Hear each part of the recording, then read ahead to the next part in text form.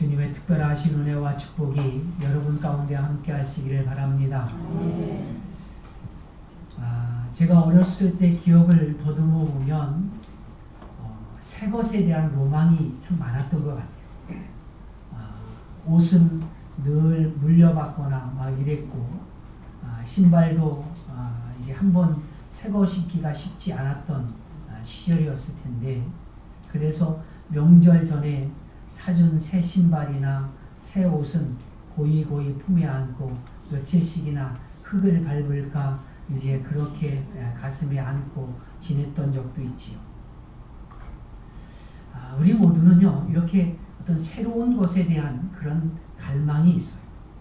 새롭게 변화되는 것도 또한 원해요. 지금보다 좀 나았으면 좋겠다, 이런 생각도 우린 좀 하죠. 뭔가 좀 지금보다 좀 달랐으면 하는 바람이 좀 있어요. 그런데 이게 내 바람대로 되질 않아요. 시간이 흐르고 또 흘러도 과거에 가졌던 문제들은 여전히 내게 남아있고, 미숙했던 모습들은 여전히 남아서 미숙한 모습으로 살아가고, 여전히 실수투성이고 여전히 게을러요. 내 바람은 그렇지 않은데, 내 소원은 그렇지 않은데, 그 바람과는 달리 주위의 환경도 별로 달라지는 게 없어요. 자, 어떻게 하면 좀 새로워질 수 있을까? 어떻게 하면 내가 지나왔던 그 과거의 실수들을 반복하지 않을 수 있을까? 지난 과거와는 좀 차원이 다른 그런 시간을 살아가면 어떨까? 그 비결에 대해서 궁금해하고 비결을 찾으려고 하는데요. 물론 이런 문제를 해결하는 데 있어서 필요한 것은 나름의 노력이겠지요. 가만히 있으면 문제는 저절로 해결되지 않아요. 하늘은 스스로 돕는 자를 돕는다는 그런 말도 있지요. 시간이 막 그냥 저절로 흘러간다고 해서 미숙했던 내 삶이 완숙해지고 성숙해지고 이렇게 바뀌는 게 아니에요. 저나 여러분이나 우리가 이렇게 신앙생활을 하고 있습니다마는 오랜 시간 동안 신앙생활을 해오지만, 신앙생활을 길게 했다고 해서 내가 생각을 바꾸지 않는 한 내 코앞에 새로운 세계가 열려지는 것은 없다는 거예요. 내가 내 과거의 잘못된 습관을 고치지 않는 한, 죄된 삶을 청산하고 하나님의 은총을 선물로 받고자 하는 열망을 갖지 않으면 결코 아무것도 달라질 것이 없다는 거예요. 나는 10년 예수 믿었는데, 나는 20년 예수 믿었는데, 나는 30년 50년 믿었는데 지금 이래요. 왜냐하면 바꿔지려고 노력한 게 없으니까 그래요. 내가 정말로 성숙한 신앙인이 되기 원하면, 하나님이 쓰시는 거룩한 일꾼이 되기를 원한다면 우리는 생각을 바꿔야 돼요. 그리고 습관을 바꿔야 돼요. 잘못된 말버릇을 바꿔야 돼요. 다른 사람을 향한 온전치 못한 태도를 바꿔야 됩니다. 이거는요, 뼈를 깎는 아픔과 결단이 필요해요. 내 삶을 오랜 습관처럼 되어져 있는 이 습성을 바꾸는 거는요, 쉽게 되어지는 게 아니에요. 뼈를 깎는 아픔이 필요해요. 나 자신을 잘 다듬어가는 그런 고통의 시간도 필요하다. 유명한 알렉산더라고 하는 대왕이 하루는 전쟁터에서 이제 도망가다가 붙잡힌 한 병사를 붙잡아서 신문하게 됐습니다. 비겁한 것을 정말 싫어했던 이 알렉산더 대왕이 그 병사를 앞에 끌어안치고 이제 재판을 시작하려고 할 때 그의 얼굴을 들게 했는데 생각보다 너무 어린 거예요. 이게 너무 어리니까 그럴 수 있겠구나 싶어서 좀 측은한 마음도 들어요. 그래서 이제 분노의 감정을 누르고 그에게 묻습니다. 내 이름이 뭐냐? 그랬더니 이 꼬마 소년병이 네, 알렉산더입니다 라고 대답합니다. 지금 왕의 이름이 알렉산더예요. 그러니까 알렉산더라고 대답하는 그 소년 병사를 향해서 야 이놈아, 내 이름을 바꾸든지 내 정신을 바꾸든지 둘 중에 하나를 선택해. 오늘 주님이 저와 여러분을 향해서도 그렇게 물으실 수 있어요. 내 이름이 뭐냐? 내 성도입니다. 내 이름이 뭐냐? 성도라니까요. 카톡이래. 핸드폰은 진동으로 바꿔놓으세요. 성도라고 대답하는 우리에게 주님이 뭐라고 얘기하실까요? 야 이놈아, 내 이름을 바꾸든지 아니면 내 삶을 좀 바꿔봐. 우리는 일반적으로 이제 주님의 말씀을 따라서 이제 살아가기보다는, 의를 따라서 살아가기보다는 육체의 소욕을 따라 살려고 해요. 감정을 따라 살고자 하고 육체의 소욕을 따라 살고자 하는 것은 죄의 습성을 가진 우리의 육체의 모습이에요. 하나님의 뜻을 이루기보다는 내 소원을 이루고자 하는 거지요. 욕심을 이루고자 하는 거예요. 그런데 주님 안에서 진정으로 신앙으로 살고자 하는 사람은 내 육신의 정욕이 시키는 대로 살고자 했던 그 과거의 삶을 완전히 청산하고 이제는 진실로 하나님의 거룩한 뜻이 나를 통해서 이 많은 사람들 가운데 온 열방 중에 드러날 수 있도록 나를 굴복시켜야 되는 거예요. 너무 익숙한 사람이 등장하지요. 세리장이었던 삭개오라고 하는 사람. 그 사람이 예수님을 만나는 과정을 소개하고 있어요. 어떻게 그가 예수님을 만났고 어떻게 그의 삶이 바뀌어 가는지 이 말씀 속에 잘 녹아있지. 일반적으로 아무런 문제의식 없이 살아가는 사람들일지라도 복음이 들어가면 우리의 삶이 어떻게 바뀌는지를 볼 수 있는 장면이에요.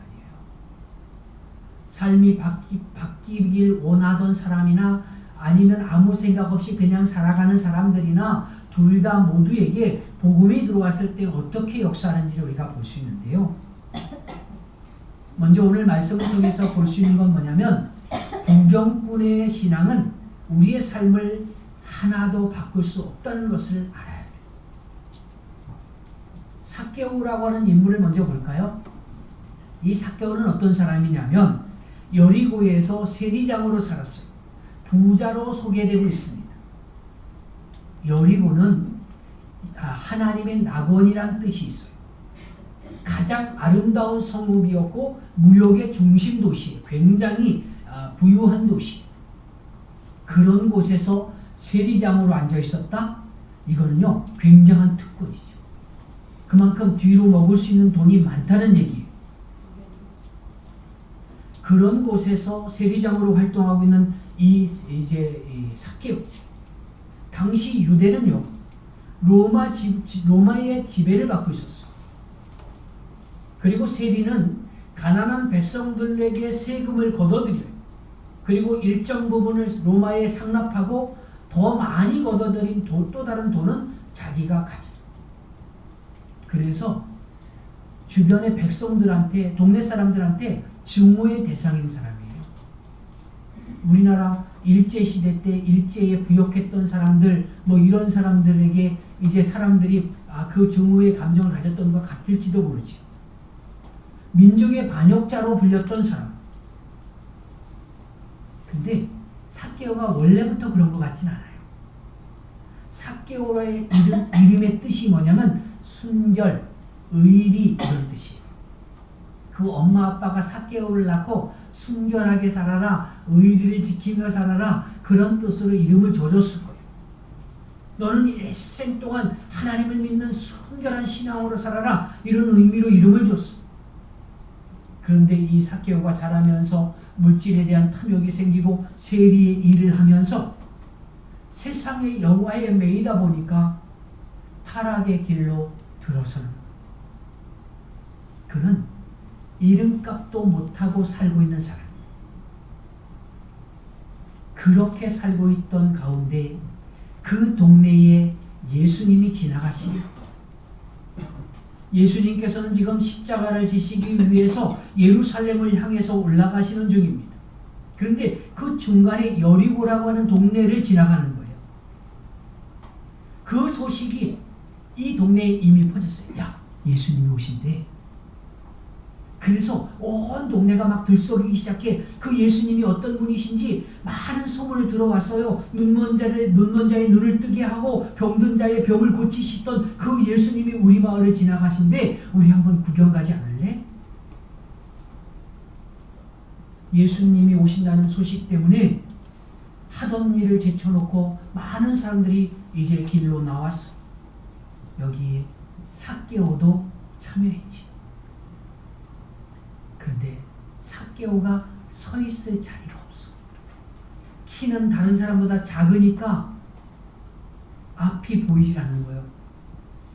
여러분, 저는 대한민국 표준입니다. 늘 그렇게 생각하고 사는데, 그런데 표준보다 좀 작았다고 생각이 되어지는데, 그러니까 앞이 보이지 않아요. 그래서 삭개오가 선택한 게 뭐냐면 뽕나무에 올라가는 거예요. 나무에 올라가서 좀 높은 곳에서 예수님을 보고 싶었어요. 많은 기적을 일으켰던 주인공을 그렇게라도 보고 싶었던 거예요. 소경의 눈을 뜨게 하고 안전뱅이를 일으키고 이제 들리지 않던 사람들의 귀를 열어주신 그 예수님, 그 예수님은 어떤 분이실까 궁금해요. 사실 그 자리에 모였던 수많은 사람들은요, 예수님에 대해서 소문으로 들어서 알고 있었을 거예요. 직접 만나본 적은 없지만 예수님은 이런 분이시라고 전해 들었을 거예요. 그런데 아는 것만 가지고는 삶이 변하지 않아요. 예수님에 관해서 아는 것, 그것 갖고는 삶이 변하지 않아요. 믿음을 가질 수가 없어요. 그 지식적인 알미 내 것이 되기 위해서는 직접 체험해야죠. 여러분들도 지금 우리나라 대통령도 아시고 미국의 대통령도 알고 또 이제 일본의 수상도 알죠. 총리도 알죠. 우린 다 알아요. 근데 그거는 그냥 아는 거야. 진짜 아는 거는 만나서 악수도 하고 식사도 같이 하고 우리 가정 이야기도 서로 알고 이런 거를 깊이 아는 관계를 아는 거라고 하는 거죠. 근데 예수님을 이런 지식적인 알면서 체험적인 알므로 나아가는 게 굉장히 중요한데요. 우리가 예수님에 대한 정보는 수없이 들어요. 내가 찾아볼 수 있기도 하고 간접적인 채널을 통해서 알 수도 있어. 교회 생활하면서 우리가 들은 게 너무 많잖아요. 그래서 때로는 더 이상 듣고 싶지 않을 때도 있어. 또 그 얘기 귀찮아할 때도 있어. 그런데 관념이나 신념 가지고는 우리의 삶이 바뀌질 않아요. 예수님에 대한 소문 정도 가지고 지식적인 안 가지고는 구원받을 수 없어요. 뽕나무에 올라갔던 삭개오, 예수님을 지식적으로 아는 정도의 수준을 가지고 뽕나무에 올라갔던 삭개오는 구경꾼 믿음밖에 되지 않아요. 뽕나무 위는 어떤 자리냐면 예수님을 구경할 수 있는 자리예요. 그러나 예수님을 만날 수 있는 자리는 아니에요.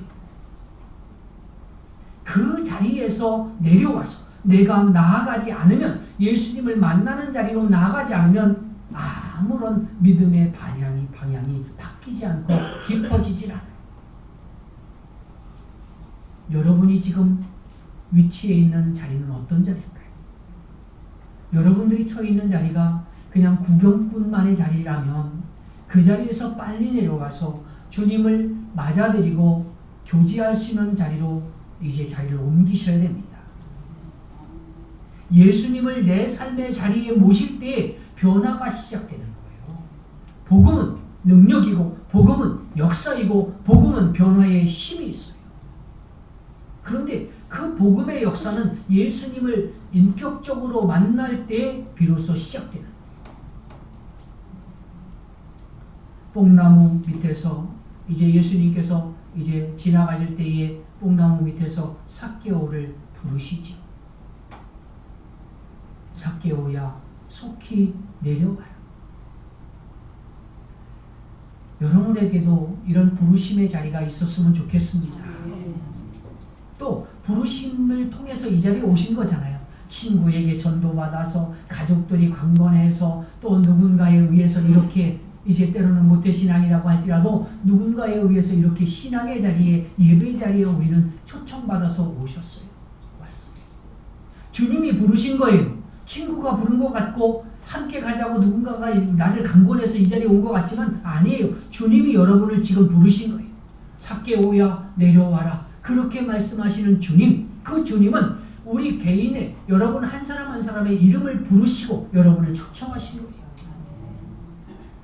요한복음 10장 3절에 보면 문지기는 그를 위하여 문을 열고 양은 그의 음성을 듣나니 그가 자기 양의 이름을 각각 불러 인도하느니라.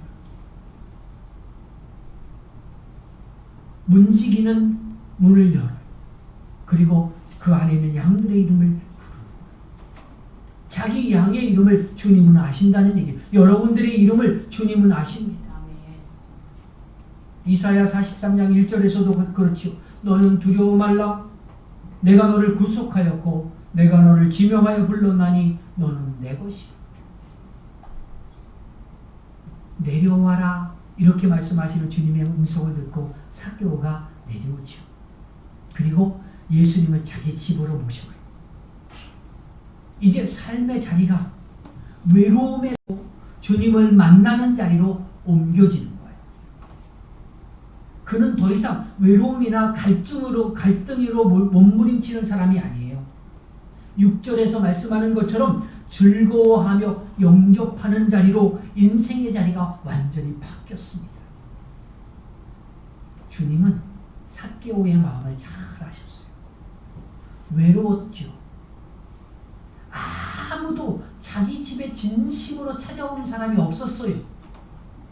오히려 죄인의 집이라고 해서 조롱하며 멀리했지. 그런데 예수님께서 함께 하시고자 할 때에 자신의 삶의 자리가 완전히 바뀌는 경험을 하게 되는 거예요. 사람은 그렇지 않잖아요. 사람은 나를 조금 이해해주고 막 마음을 다해서 다 줄 것 같은 그런 관계로 막 그렇게 친하게 지나가다가도 조그만 일 하나 때문에 마음상에서 마음 닫고 토라지면 원수보다 못해. 큰 상처받고 마음의 문을 굳게 닫게 돼요. 그게 사람이에요. 그런데 주님은 그렇지 않아요. 우리의 참된 위로자시고 우리를 아시고 우리의 외로움 때문에 뽕나무에 올라갈 수밖에 없었던 우리의 처지를 누구보다 잘 아시는 주님은 사랑으로 우리를 부르시고 우리를 만나주시는 분이십니다. 아멘. 주님이 지금 저와 여러분을 그렇게 부르세요. 지금 내가 있어야 되는 그 자리는 너의 삶의 자리가 아니야. 외로움과 서러움과 두려움과 불안함과 무감각과 이제 무감동의 자리, 그 자리는 네가 있어야 될 자리가 아니야. 너희의 뽕나무는 네가 언제까지나 있어야 될 자리가 아니야. 속히 내려와. 내가 너희 집에 유하여야겠다. 주님이 부르시니 예수님을 집으로 모시고 와서 마주 앉게 된 삭개오는 주님 앞에 고백하지요. 내 소유의 절반을 정리해 가난한 자들을 위해서 쓰겠습니다. 예수님을 진심으로 만나면, 전인격적으로 만나는 체험이 있으면 이렇게 바뀌어요. 누구라도 바뀝니다. 더 나아가서 이 사람이 어떻게 말하냐면 8절에 보니까 만일 네 것을 토색한 것이 있으면 4배나 갚겠습니다. 이렇게. 원래 율법적으로 배상하는 것은 5분의 1이에요. 토색한 것에 5분의 1을 더 얹어서 배상하면 돼요. 그런데 그거에 4배를 갚겠대. 4배로 갚겠다는 얘기는 뭐냐면 이제 율법의 기준으로 보면 20배를 더해서 갚겠다는 거예요. 20배로 갚겠다. 얼마나 감동받았습니까? 예수님 앞에서 이런 약속을 할 수 있을까요? 아니 그 돈이 어떻게 모은 돈인데 매국노란 소리 들어가면서 면허증을 가진 강도란 소리 들어가면서 죄인 취급 받아가면서 그렇게 모은 돈 아니에요. 그런데 예수님을 만나고 나니까 모든 소유욕에서 해방돼요. 진심으로 예수님을 만나면 그 마음에 있던 우상이 사라지기 시작해요.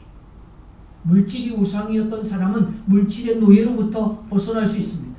돈을 여러분들 보고 뭐 바치라, 돈을 갖지 마라 이런 게 아니에요. 여러분 많이 버셔야 돼. 그리고 저축도 많이 하시고 여러분 그래야 노후도 평안하고 다 그래요. 그런데 그 물질이 내 인생의 주인이 되면 안 돼요. 명예가 우상이었던 사람이 그 명예욕에서부터 떠나는 거예요. 정욕이 우상이었던 사람은 정욕으로부터 떠나는 거예요. 예수님을 만나면 이런 변화가 우리 속에서 일어나야죠. 여러분은 과연 여러분 속에 이런 변화의 역사가 일어나고 있습니까? 변화가 일어나야 됩니다. 주님을 진심으로 만나시길 바랍니다. 복음이신 주님이 오시면 마지막으로 우리가 생각할 건 뭐냐면 죄인의 신분이 의인의 신분으로 바뀐다는 거예요. 많은 사람들이 삭개오를 뭐라고 불렀냐면 죄인이라고 불렀어요. 그런데 예수님께서 그의 신분을 바꿔놓으시죠. 9절에 보니까 오늘 구원이 이 집에 이르렀으니 이 사람도 아브라함의 자손이미로다. 신분의 변화를 얘기하는 거예요. 죄인에서 하나님의 구원받은 백성으로 바뀌는 거예요. 죄인에서 약속과 언약의 백성으로 바뀌는 거예요.